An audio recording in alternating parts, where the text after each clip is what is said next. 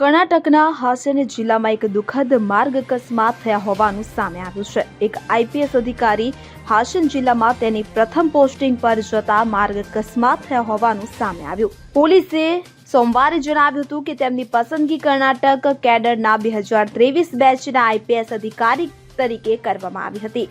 મધ્યપ્રદેશના રહેવાસી હતા। પોલીસે જણાવ્યું હતું કે રવિવારે સાંજે હાસન તાલુકાના કિટ્ટાની પાસે પોલીસ વાહનનું ટાયર ફાટતા અકસ્માત સર્જાયો હતો।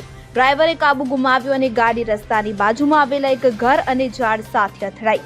પોલીસના જણાવ્યા અનુસાર હર્ષવર્ધન હોલેન્ડ રસીપુરમાં probationary assistant superintendent of police તરીકે ફરજ પર જવા માટે જઈ રહ્યા હતા। આ દરમિયાન હર્ષવર્ધનને માથામાં ગંભીર ઇજાઓ પહોંચી હતી। વધુમાં આઈપીએસ અધિકારીએ તાજેતરમાં જ એક મહિના પહેલા મૈસૂરની કર્ણાટક પોલીસ એકેડેમીમાં તેની આઈપીએસની તાલીમ પૂર્ણ કરી હતી। આ તેમની પ્રથમ નોકરી હતી। તેમણે યુપીએસસી પરીક્ષામાં 153મો રેન્ક મેળવ્યો હતો।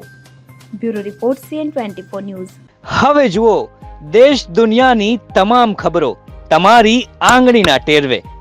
ઉઠાવો મોબાઈલ અને ગૂગલ પ્લે સ્ટોર પરથી ડાઉનલોડ કરો અમારી CN24 ન્યૂઝ મોબાઈલ એપ।